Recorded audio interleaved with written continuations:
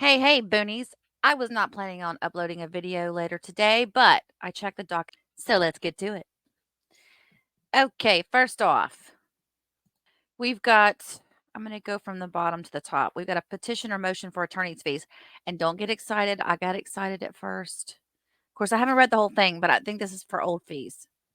At first, I was like, oh my God, did she actually get somebody step up and say, I'll be your attorney? And then we've got an IMS record from Orange County. We've got a notice from the Prison Break Investigations, and we've got a certificate of service. We're going to look at all of these. Let's start with the petition or motion for attorney's fees. All right, this is from Winston E. Hobson. Now, you'll remember Mr. Hobson. I know it's so hard to keep track of all these attorneys that little Miss Sarah had, but let's see. This was the gentleman who was the attorney right before Patricia Cashman. It says he was the private court-appointed attorney in the above entitled case and files this motion for attorney fees pursuant to section blah, blah, blah. He was duly appointed to represent her. He's now billing on this cause because the case has reached final disposition in this representation. The Justice Administration Communications, JAC, response to the billing was to object to the flat fee amount of $15,000 for attorney fees, and a hearing is requested. Oh, a copy of the objection letter is attached.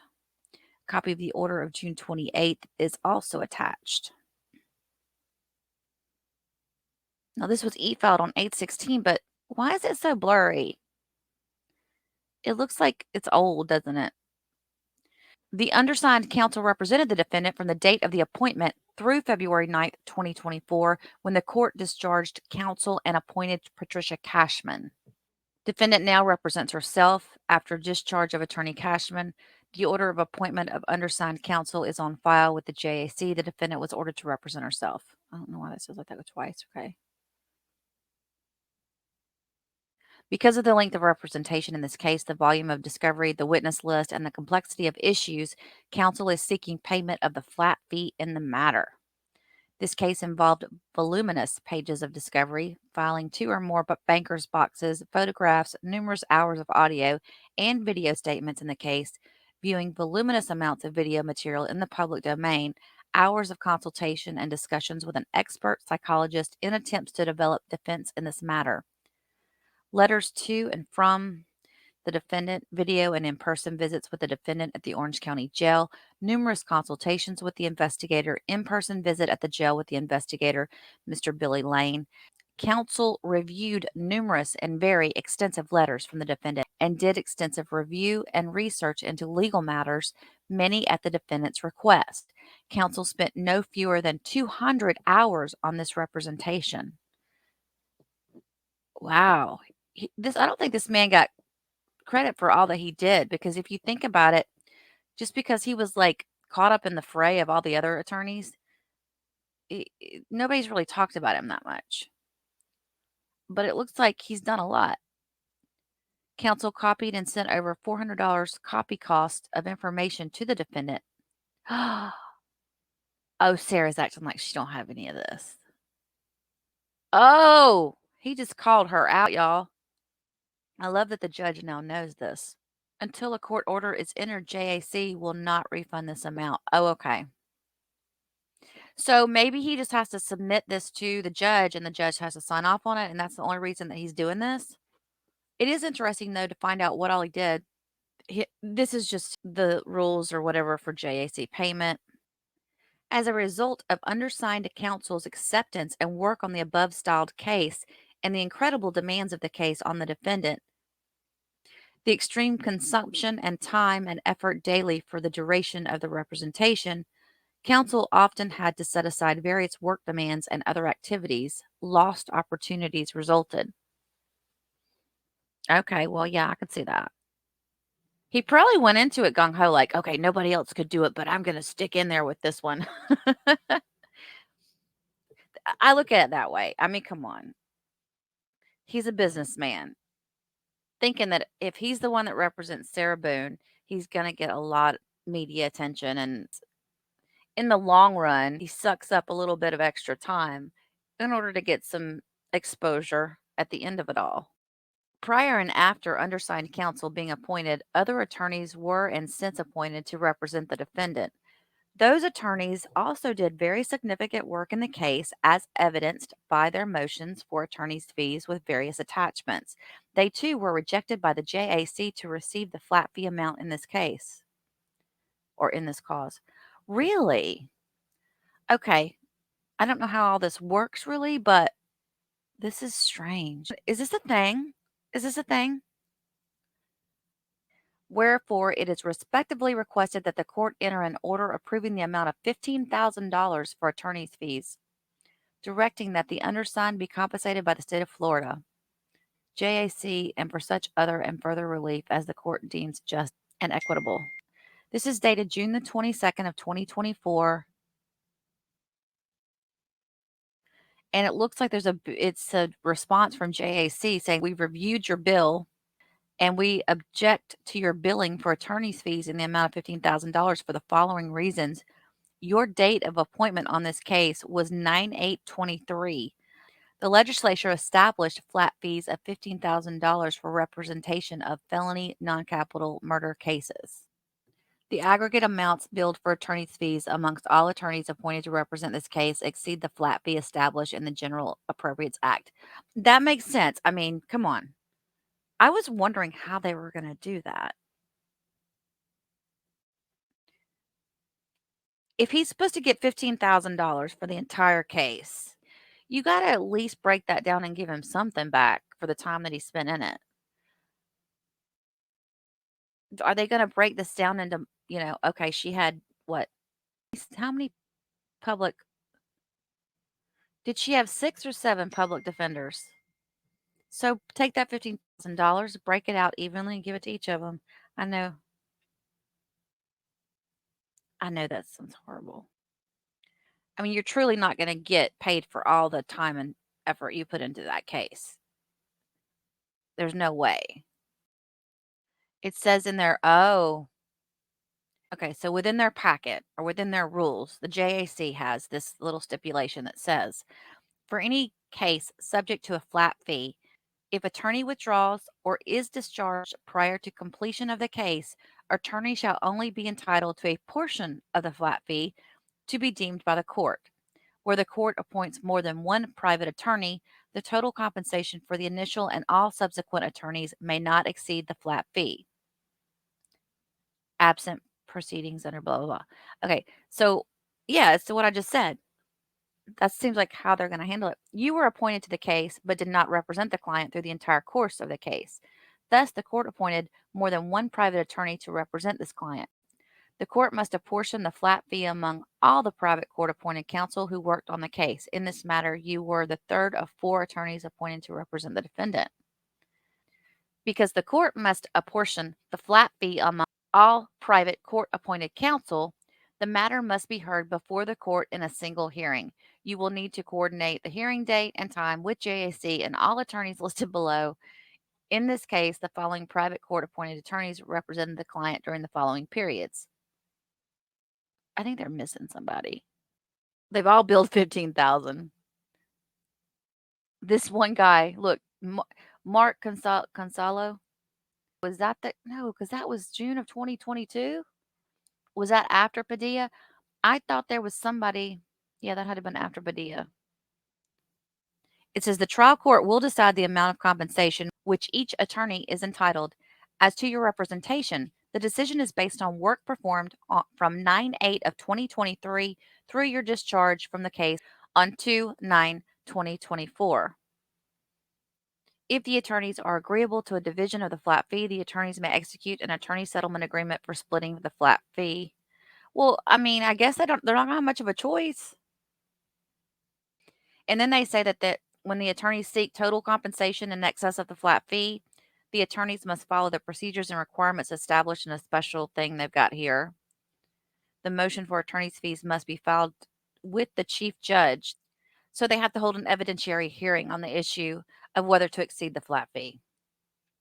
But I get it. I mean, they can't just start throwing out 15,000 flat to all these people, even though they probably are due this money for the time put into this case.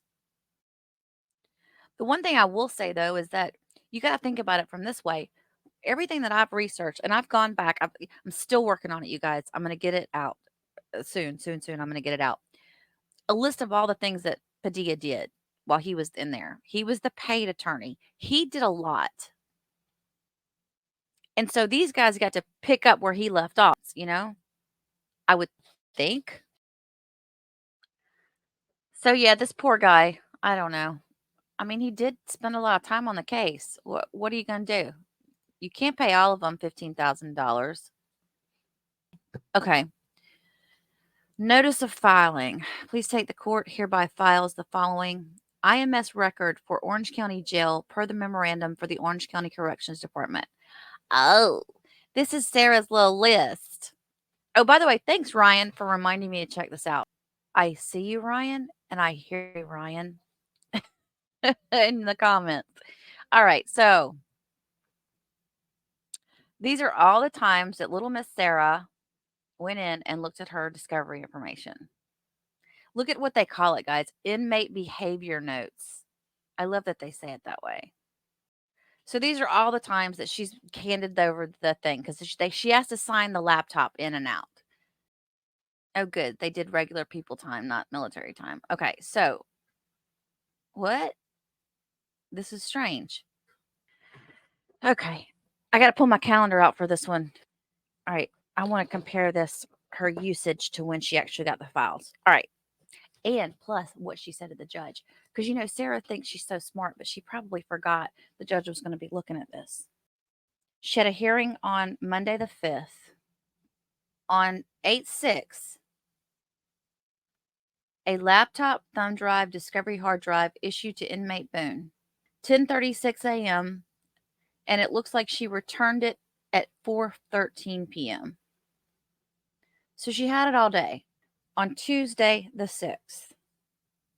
Where are we at? That was over a week ago. For her to say that she hasn't been able to look at stuff, of course, she's saying she can't open things, which I want to tell you guys. There was a note in the docket about Padilla stating that some of the files needed special programs to open them up to look at. And I get that because I remember when they gave me all the files for the Waukesha case, I was trying to go through them and it was like, holy crap, it takes a minute.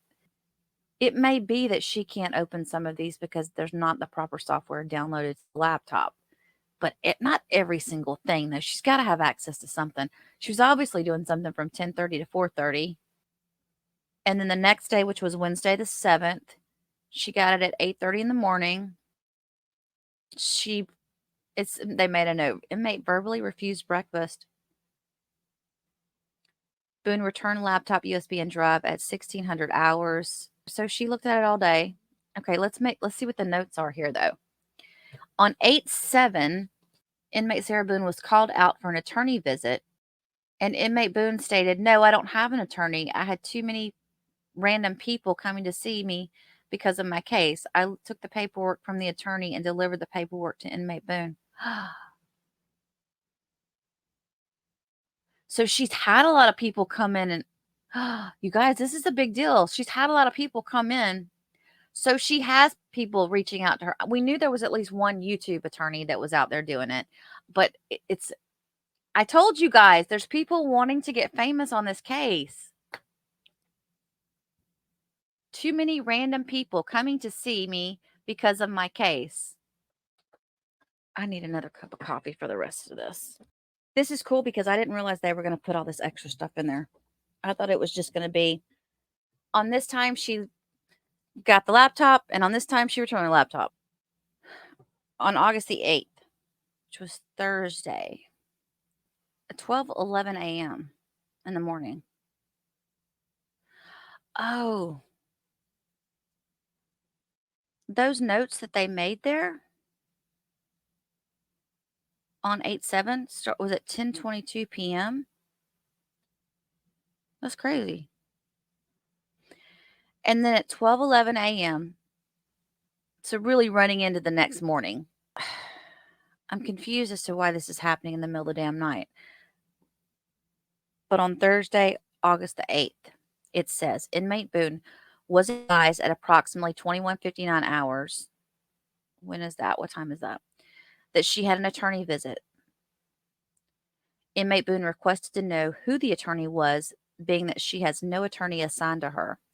Inmate Boone stated that she does not feel comfortable visiting anyone that she doesn't know because crazy people have been reaching out and scheduling visits with her, claiming to be someone they are not. I wonder how often that happened, and wouldn't you want to be a fly on the wall when it did? Inmate Boone was notified that the attorney's name was James Waslewski. However, due to inmate Boone's delay in response on whether or not she wanted to meet him, he dropped off her case files and departed. When inmate Boone was given her files and notified of the attorney's departure, she began to remember who he was and became upset. Inmate Boone mentioned that she has met with him previously and that he traveled from Tallahassee just to meet with her. It was explained to inmate Boone that we are not responsible for his departure. She was notified of the presence, and her delay in response resulted in his departure. Sergeant Moreno was made aware of this information. That's interesting. Is that guy's name? That's not the YouTube lawyer, is it, or is it? Okay. Next up, we get on to we're still on the same date. At 11:40 a.m., she received the laptop. At 12:57 p.m., I spoke with inmate Boone about the items in her property. Inmate Boone stated she has everything she needed to properly represent herself. This entry is for information purposes only. Ooh, Sarah, you liar. You little liar. Shoot, y'all, I've been reading this and I haven't had this up. I apologize. I just realized that didn't have this up on the screen. Go. Is that better? Is that better? All right. Still on August the 8th at 2:30 p.m., inmate Boone returned the laptop, thumb drive, and hard drive to this officer. At 14:25 hours, items were returned to the control room. Then at 4:28 p.m., inmate Boone turned in a request form attached with a letter for Captain Giovanni. CPL Danpet received the letter and gave it to Sergeant DeJesus. Due to Captain Giovanni not being there, it was given to her upon her return. Inmate Boone was made aware at 12:08 p.m., so around lunchtime on the 9th, which was Friday. Of course, remember, she had the hearing that morning, okay? This is the morning where she had the hearing. Is this not the hearing where he said he's going to go give all the files to her or more files to her? Sarah received 3 USBs, laptop, and 2 boxes of discovery paperwork. Okay, so that's the day. She got that freaking discovery paperwork on Friday afternoon, you guys. And she hasn't had time to look through everything. Give me a flipping break, Sarah. And she took that discovery paperwork back to her cell because there's no at 4:22 when she returned the laptop and 3 USB drives, it doesn't say anything about her returning the discovery box paperwork box. Box says 8:10. Inmate Boone receives the laptop, 3 USB, 1 hard drive, and a USB cord. Now remember, he had said something about downloading a bunch of stuff to a hard drive for was it for easier viewing or something? That happened at 8:01 a.m. So she's on top of things that morning, it looks like. This is a Saturday, by the way, Saturday the 10th. It says that at 9:13 a.m., however, only an hour and 13 minutes into it, inmate Boone's exit for an interview. Now, just because it says an interview doesn't mean it's media, guys. It could be something having to do with her case or the jail or something. Then at 4:09 p.m., she returns all the USB cord and laptop. Once again, she refuses breakfast on Sunday at 7:30 a.m. She's eating Pop-Tarts. She must not like their breakfast. I wonder what they serve. You know it's got to be grits because grits and oatmeal. Maybe that's what it is. But she could still get a piece of fruit or something. That's why you gaining weight, Sarah. You're not eating breakfast. Then on 8/11, this is Sunday. Still on Sunday. At 8:17 a.m., that's when she got the laptop and the hard drive and the USB cord. 4:07 p.m. She returned the laptop with everything else to the jail. All right, so that's all we've got. So we're like a week behind in getting all this, I guess, or is there another one? But we know for a fact now she's been looking at this stuff, and now the judge knows it too. All right, let me go back over here because here's the notice from Prison Break. This is from Mr. Lane. Notice from Prison Break investigations with compliance with the court's August 9th order. It's not, I'm not saying it happened, but what if they were like, yeah, we just can't work with this woman anymore. Okay, so this was dated August the 10th, which was Saturday, the Saturday that he met with her. On Friday, August the 9th at 8:45 a.m., investigator Billy Lane attended a hearing for Sarah Boone before the Honorable Judge Michael Kranick. Investigator Lane was in possession of 2 boxes of discovery materials previously provided by the courts, which he had digitized. In other words, he put them into the hard drive, the little portable drive.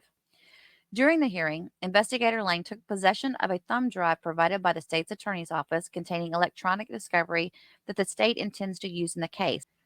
Additionally, the court requested that Investigator Lane transfer the depositions of Scott Lowen and Chelsea Copsell, those are the 2 detectives that interviewed her, to a thumb drive. The court then instructed Investigator Lane to hand deliver the 2 boxes and the 2 thumb drives to the Orange County Jail, specifically to Major Muhammad. Later that day, at approximately 11:30 a.m., Investigator Lane drove to the Orange County Jail and made contact with Major Muhammad. He released the 2 boxes and the 2 thumb drives to Major Muhammad, informing him that the items were legal documents for inmate Sarah Boone. Oh, man, he's not going to talk about his meeting with Sarah. Oh, well, I was really hoping we'd see that, but this is what I was just reading. I know it sucks that I forget to keep opening it up, but this is what it... Billy Lane. All right, back to the docket. Certificate of service, 7 pages.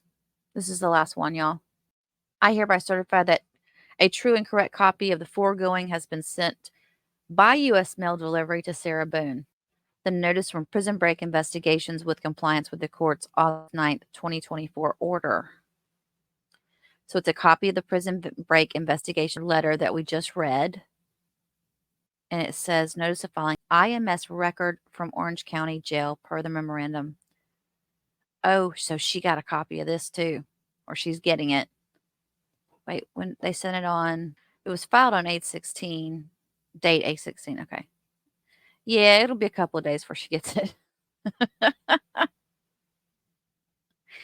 It's the same thing we just looked at. I guess, now if she wasn't representing herself, I'm assuming they would not have sent all this to her. But considering the circumstances that she's found herself in, or should I say that she's put herself in. Okay, well, that's the only thing that's on the docket. Dad, blast it.